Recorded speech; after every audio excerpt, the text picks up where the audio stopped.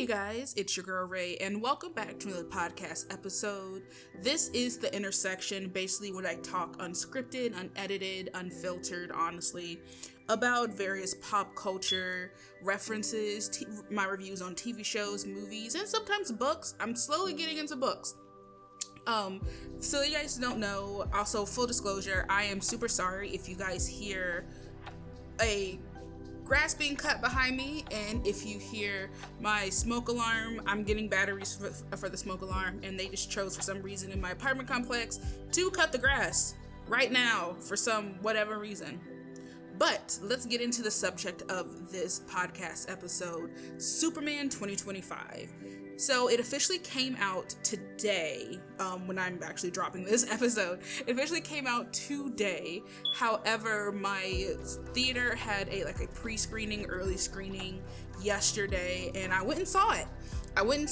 And I really, really liked it. I actually did post a couple of videos over on my TikTok about my non-spoilery as I can, and I'm going to now do a much longer version over here because I have a lot more things to talk about that I can't do in less than 3 minutes. So let's get started, shall we?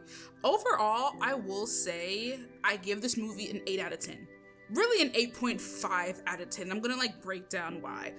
The characters, I will say, were very believable. The actors were very believable in their characters, from David playing Clark to Rachel Brosnahan, I think her name is, playing Lois Lane, to freaking Nicholas Hoult, I'm pretty sure that's how you pronounce his name, playing Lex Luthor. I'm not gonna lie, this version of Lex Luthor, I 1000% believed he would baby trap. 1000% believe he would baby trap freaking Superman. Because I will say, out of the main cast, Clark and Superman had the strongest chemistry. Which, speaking of character actor chemistry, this whole cast was very connected. There was, you know how you can sometimes tell when certain cast members just hang out for the sake of the movie / TV show, whatever they're shooting, and they don't hang out ever again. I honestly did not get that from this cast. I felt as if they were genuine friends, as if they would actually hang out. I keep saying hang out, but I feel they would actually be together. Even Clark Kent's and Lex Luthor's actors, they gave you the type of charisma and friendship of two dudes that David Corenswet, who plays Clark, would call up Nicholas Hoult, who plays Lex Luthor, and be like, "Hey, you want to get some pizza?" And then Nicholas would just show up with the pizza rather than ordering it. And then they would just spend hours watching anime, watching various movies, or just bed rotting. And I love that. Because I'll be honest, if the chemistry between the actors themselves is not good, it's not going to be good with their characters. I'm not saying names, but there are certain iterations of Superman and superheroes in general, or actors who have played superheroes, who have no chemistry whatsoever with their castmates, and it shows. And I love how with David's version of Superman, you can, as non-spoilery as I can, I honestly believed him as Superman. He really did give a very good, I would say about a 5-star performance, honestly. I know, technically speaking, the story of Superman is also his relationship with Lois, and how he's trying to be on Earth and do this delicate balance. But I'm not gonna lie, I feel like Superman and Lex's relationship in this film stole the show. But I do have some problems with it, because I feel like in some aspects that unless you know Superman's lore, or unless you know some of his backstory, a lot of the setting will go over your head. A lot of their talks, some actions. God, it's so hard to talk without spoiling stuff. By the way, I do plan to make a spoiler like a full spoil review later this week. I want to give everybody a week to see it. I personally believe in giving like 7 days, 7 days of people, 7 days to give people a chance to watch it, and then the spoil embargo lifts. Some people do less than 48 hours. I do at least a week. I do at least a week. And it's funny because out of everybody that's like played Superman, I will say David looks the most like Superman in so many different aspects. Though I will say that, like, I don't think he actually has black hair. Like, I will say the black dye on his hair did kind of look a little did give a little box dye. But oh my gosh, not to gush a little bit, but he has the most beautiful blue eyes. He has the most beautiful blue eyes. Sorry, back to the thing. But I will say also another person who surprisingly stole the show was Rachel Brosnahan. I want to say her name is, who plays Lois Lane. And I'm gonna be honest, I am a very strong Lois Lane critic.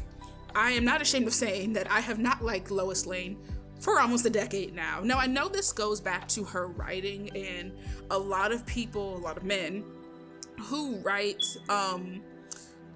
Lois Lane put her in one of two categories. They give her either the woman who does not know, quote unquote, her place and is always inserting herself in stuff that does not have anything to do with her, or she's like, the overly supportive version of herself. Like, she supports Superman and everything that she does. And I will say that recently her writing has just not that been good. Now, this Lois Lane was really believable in how she could insert herself in some situations. I won't reveal how she inserts herself / finds out the truth with one of the main plots of this movie, which I will get into, in my spoiler review. But it was believable. I will say it really was believable in how she was able to connect point A to point B. She also seemed really real in her big founding. So this is basically the beginning of her relationship with Clark and Superman / and it's very believable in how this is new for her. This is very new for her. She doesn't know, like, there is no precedent for it, and she's scared, and that's okay. I like that they give her room to be normal, because that is something that a lot of people seem to have a problem with. That, let's be honest, because everybody knows Lois and Superman's relationship, so I'm about to say it's not a spoiler, but like, if you're in love with a dude and dating a dude who just so happens to be the most powerful person in the universe, of course you're going to be scared and not knowing what to do, because, like, maybe in the back of your mind, you're scared that he might snap. And I'm not saying that that's how Lois feels in this at all, but it is refreshing for her to have that vulnerability, for her to have that fear. Now let's bring it on to Lex. One of the things I will say in this film is that I love how vivid it is. The saturation got turned up to 20,000. There's colors. Oh my gosh, the colors pop so well. The fashion looks amazing. Though I will say, for some of the outfits, they're not really that believable. And when I say believable, I mean, like, some of the costumes look like actual costumes. They don't look lived in. They don't look like something that anybody would wear. Meanwhile, but that does not apply to Lex Luthor. And if there's one thing I will say about Nicholas Hoult is that, or Hoult, I'm pretty sure that's how I pronounce his name is Hoult. If there's one thing I can say about Nicholas Hoult is that he will bring it. I have loved this dude ever since I watched The Great, I'm not gonna lie, and he is an amazing actor. He can go from being vulnerable, shy, and scared to bubbly and very energetic to, very scary in some aspects, like very angry, scary. But he also, I feel like, can bring a humanity to some things, to some people. And one thing I will say, and like one of the main things I'll say about Nicholas, besides him having the best outfits in this whole film, I'm not gonna lie, he had some of the best outfits. He felt not more so as a supervillain, but definitely an arch nemesis, which is something that you don't really see a lot with Lex Luthor. Lex Luthor in a lot of media jumps instantly to being a supervillain. And I feel like this is a good film for a foundation, for us to get to supervillain, super genius Lex, which is also funny because, like, I didn't get super genius from this interpretation of Lex. Like, I got a dude who was very smart, don't get me wrong. Like, this Lex was a very smart interpretation, but I didn't get super genius, which is what Lex Luthor is basically being known for.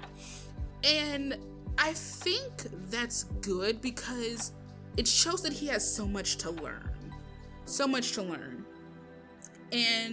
But I will admit also his reasonings for hating Superman, like always, with all things of Lex Luthor, is so freaking petty. Like, oh my gosh, his reasoning of hating him, I won't reveal why, is so petty and so stupid. But that's who Lex Luthor is. That is exactly who Lex Luthor is, and I'm glad. I'm actually pretty glad that they kept that little aspect. Also, I will say the person who got the most laughs out of me was Lex Luthor. Like he had some actual genuine funny moments in this film, and I liked it. Like, I really, really liked it. Now, if we go to the other superheroes, so we had Mr. Terrific, Metamorpho, Green Lantern / Guy Gardner, which I will come back to in a second, and Kendra Saunders / Hawkgirl. Now, here's the thing. Mr. Terrific and Metamorpho, I feel like by themselves were pretty good. Like, I feel like both actors gave their gave a good performance, like it wasn't really anything that stood out. Now, people were also making fun, I will admit, of Mr. Terrific's outfit, and I'm like, do you guys have you guys not read the comics? Because his outfit is like that. Like Mr. Terrific, and I want to say Guy Gardner / Green Lantern, and I think also Hawkgirl, their outfits to me the most look like costumes, which makes sense because they're like established superheroes. But it also didn't look like everything was white. Like, if there was like a white part of their outfits, it was just crisp white. Like, there was no like dirt, no wrinkles. It looked as if they just got it like freshly steamed, pressed, which to me didn't really seem realistic, especially since you guys are superheroes allegedly that are fighting creatures over like who is you guys' laundry? Like, who does y'all's laundry? I had things like that. I had so many questions for, but when it came to like their different motivations, I will say minus like Metamorpho and honestly, Metamorpho had the only one who had actual motivations of doing really anything. Like, Mr. Terrific and Green Lantern and Hawkgirl didn't really have any. Like, I wouldn't have known there were various backstories for some of these characters if I didn't go onto the Wikipedia and look them up, which I feel like is a fault on the writers. Because, for example, I didn't know technically that this Hawkgirl is not Shayera Hall. Like, I know obviously there are different versions of Hawkgirl. There's Hawkwoman, there's like 7 different iterations of Hawkgirl. But I didn't know that this Hawkgirl, her name is Kendra Saunders, not Shayera Hall. And in this one, she's a reincarnation, which I didn't understand also certain things because, oh God, I can't say what I want to say because that's part of a spoiler.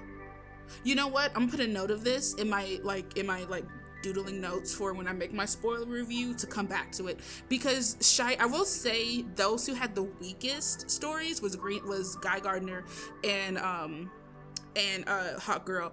And I will say Nathan Fallon did his best. Okay, I know how people were talking about like, oh, he's going to be a terrible version of Guy Gardner, or even why are we getting Guy Gardner in the first place? When I tell you, he brought it so well. He brought it so good, and I loved that I'm not gonna lie, you can kind of tell with people who, like, people think Green Lantern, they automatically think of either Jon Stewart or Hal Gordon. Like, not a lot of people think of Guy Gardner, which is funny because Guy Gardner was the person that replaced, I want to say, was the guy who replaced Hal Gordon in the first place. And like, his whole thing is that he's kind of like the exact opposite of Hal Gordon. Oh my gosh, you know what? Maybe I need to make a video about like talking about different Green Lanterns. Maybe. Sorry, let me stop. ADHD is making my mind wander. But anyway, how Guy Gardner uses his ring in the movie is very similar to how Guy Gardner uses his ring in the comics. Like, for those of you guys who do not know, each of the Green Lanterns, at least the human Green Lanterns, they have particular ways on how they use the ring, right? Like, one of the things about the Green Lantern entirely is that, like, basically the green one is about is about hope, will, all of that, and you can make anything up of what your mind. And one of the things that makes them different is they each have different ways on how they choose to interpret how to use that ring. And oh my gosh, Guy Gardner's version of using the ring is just a dude who has like no filter, does not give two craps about who you are. And he is not afraid of like using it both as like a weapon, because it is a weapon, but also as just, a toy. He doesn't mind using it sometimes as a toy. And it's very funny in how you can clearly see his expressions when he uses the ring, especially towards the end, the third act. And I'm just like, yes, this is my Guy Gardner. I don't care what people say, but Nathan really brought it. Same thing with Eddie. I think I pronounce his name is Gathegi? Eddie Gathegi, who played Mr. Terrific. I like that he had that original stoic, very kind of cold, he wasn't really that cold, type of personality. But then he brightened up later. And I think it's because according to like what I've read, he is the type of guy who just believes in science. He believes in science, but he also believes in justice. And I want to say that if they expand on Mr. Terrific more, we will see more of his, in future films, if they make another one, they will touch more on his complexities, because he is a very complex person. I will also say, little side tangent, I do like that rather than introducing Batman and Wonder Woman, because Batman, Wonder Woman, and Superman are the holy trinity of DC, they chose these particular heroes. And this is something that I've been saying for the longest about DC versus Marvel, is that DC wants the Marvel Cinematic Universe, but they don't want the build up. They didn't want to have to do the work to make the Marvel Cinematic Universe. They didn't want to go through the Iron Man 1, 2, and 3, the Thor 1, 2, and 3, the Hulk 1 and 2. They didn't want to make the build up to get to Avengers. They just wanted to jump into Avengers and then do the build up. And it did not work. It did not work whatsoever. It didn't help either that they casted people that were terrible in the roles, but it did not work. It did not work whatsoever. And a good building is only as strong as its foundation. So what I'm hoping that they do is, I do not want to see a Justice League team up for a good several movies. This is just my personal opinion. I do not want to see a Justice League team up. I want Superman to have his own trilogy, or duo, it's okay, or like his own little universe. Then I want Batman to have his own little universe, and then I want Wonder Woman to have her own, universe. Because I want to say we got the next Batman movie coming up soon. I want to say this one actually, I want to say, I want to say that this one actually might be might have a greenlit for a second movie, which I'm not gonna lie, if it hasn't already, it's going to be. But like, I want to, and then we're gonna have, you know, Wonder Woman. The problem with Wonder Woman is that they cannot decide what origin they want her to have, which I can also rant about inside another film whenever I do my my spoiler review, because there's some things I can't talk about unless it would be considered spoilers. But like, one of the main problems with her is that they cannot decide what origin they want. They don't want it, like, they can't decide what powers she should have, and they can't decide what is her motivation slash, you know, desire. And then also the last thing is, who's her main villain slash love interest? Because like, Wonder Woman technically, in my opinion, in some aspects doesn't really need a love interest, because they always write it wrong. At least in live action.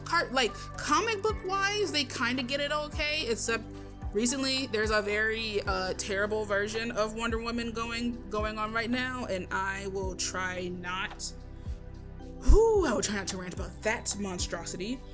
But when it comes to like the different DC projects, I do not want to see a Justice League, you know, grouping for a while. Like, they can be hints, you know, like they can drop hints, kind of like how the MCU did, and then boom, you get Avengers. But the problem is, a lot of people don't think, at least in my opinion, I don't think a lot of people have the patience for that. Because it made sense back in the day, where also when Marvel was dropping like a Marvel movie every year, sometimes twice a year. But considering how long movies take nowadays, I'm not sure if a lot of people have the patience to wait for it. Because like, it made sense on how we got, 3, 6, 7. We got 7 Marvel movies in less than 10 years. And then we had Avengers, if I'm correct. My math could be right. My math could be wrong. I am not good at math whatsoever. I promise y'all, I'm not good at math. But it's like, I'm not sure people have the patience for that. I have the patience for that, but I'm not sure that other people do.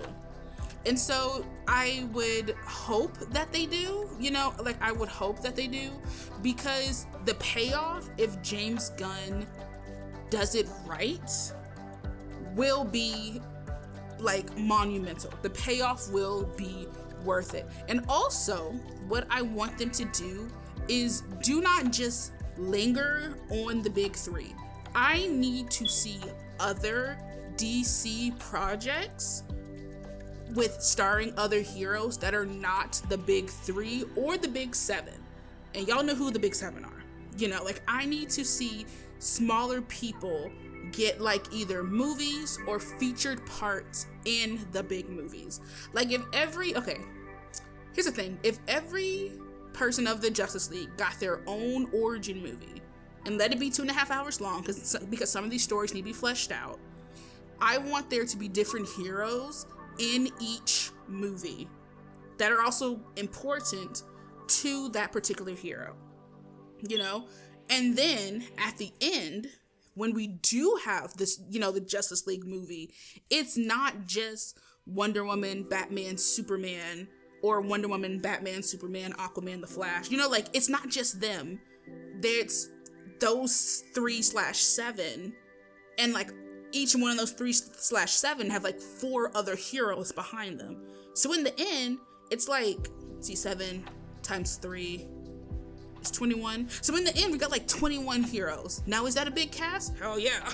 but it is the foundation of the Justice League as a whole, because the Justice League is not just those 3 to 7 characters. The Justice League as a whole is a unit.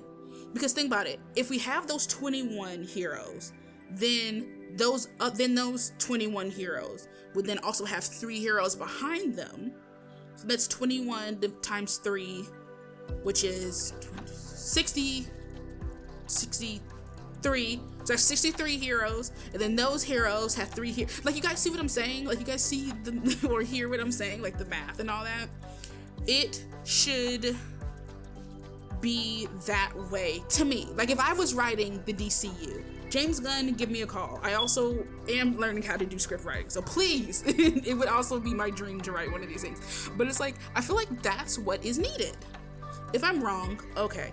But if that was one of, honestly, in my opinion, the way that they built up now the DC extended universe, it would smash. It would smash so hard. Another thing that I've always said is that DC beats Marvel in its animated movies, with their writing, storytelling, and I will say also graphics, but graphics is kind of universal. But their writing and storytelling. The DC animated universe, in my opinion, is leagues better than the Marvel animated universe. And also, this may be controversial, but it's leagues better. If you put the DC animated universe against the Marvel live action universe, it's so much better. It is so much better. Now, am I saying that it's, now am I saying it might it might have some weak spots? Of course, but it's still so much better. Also, with the animation, you can introduce countless people and nothing, which I understand the desire for it to be live action, but gosh, I'm ranting again. I'm ranting. I'm sorry. I'm so sorry, you guys. But because this started honestly as a review of Superman, and I have just I've just started ranting on a side tangent. But at the end of the day, this film is good. Like I said, it's an 8.5 out of 10 for me. Before I forget, let me tie this back to a comment I made earlier. The plot of the movie is good. The plot of the movie is solid, but the plot of the movie is really fast. And when I say the plot of the movie is really fast, there are some aspects, like I said earlier, that unless you know Superman's backstory, you will not understand. But then also, I feel like it didn't have a chance to breathe in some spots. Like, I feel like it was constantly on. Like, you had to pay, like, you couldn't blink, or else you would miss something. And there were also, it didn't help either in my movie theater that there were kids running around, screaming, hollering, throwing popcorn, and just, I won't rant about my feelings about that. I'll try not to. But it was a very fast-paced movie. And a lot of the twists and turns did feel as if they came out of nowhere in some aspects. A lot of them also, I can't say too much without spoiling it, but a lot of it, I will say, just made me feel as if they needed to slow down. But at the same time, this movie, which is funny with me saying that, because this movie was 2.5 hours. It was roughly 2.5 hours. And I felt as if it was going real fast. So if it was really fast at 2.5 hours, I wonder what would it be. You know what we need to bring back? Bring back 3 to 4 hour movies. I would see that. Y'all clearly don't know how black people are. We will watch something that's 3 to 4 hours. I'll be honest. One time, I watched this person, and over 3 days, I watched a 12-hour breakdown of Glee. This person made a 12-hour breakdown of the Glee series, and over 4 days, I watched it. So that was 3 hours per day. It was good. I'm not gonna lie. That thing was so good. I felt as if I was gonna miss something, and I kept on going back to certain parts. And she touched on practically everything that could have ever been needed to touch on. And I feel like we need to bring that back. I understand that there are some people. Well, also people are also just not having the attention spans like they used to. It's the same reason why I don't understand why we're waiting 3 to 4 years for 8 episodes max of TV shows. Like, it should be if I'm waiting 3 to 4 years, 2 to 4 years basically, for TV shows, though, first of all, those things better be at least 12 episodes minimum. And each episode better be at least an hour and a half. That's the only way, in my opinion. I feel like that year-long, that almost half a decade-long wait is warranted. But this review has gotten on long enough. Thank you guys so much for hanging around, listening to it. If you guys want to support the channel, please like, comment, and share. Also, if you really want to support the channel, please consider subscribing to my Patreon. Link is down below. I'll be honest, every time I get a new patron, my life just brightens up a little, just gets a little bit more brighter, because it's showing me that my hard work is paying off. Because this is actually what I love to do. This and writing. I would love to one day make my living either by doing content creation or writing, or both. You know, the world is my oyster. Thank you guys so much for this. I will see you guys for, God, I know, okay, I keep on saying that I'm going to review K-pop Demon Hunters, and I keep on forgetting. So I promise that at the end of the week, when my review for Superman drops, I will try to also do a double feature of also K-pop Demon Hunters. So, see you guys then. Bye.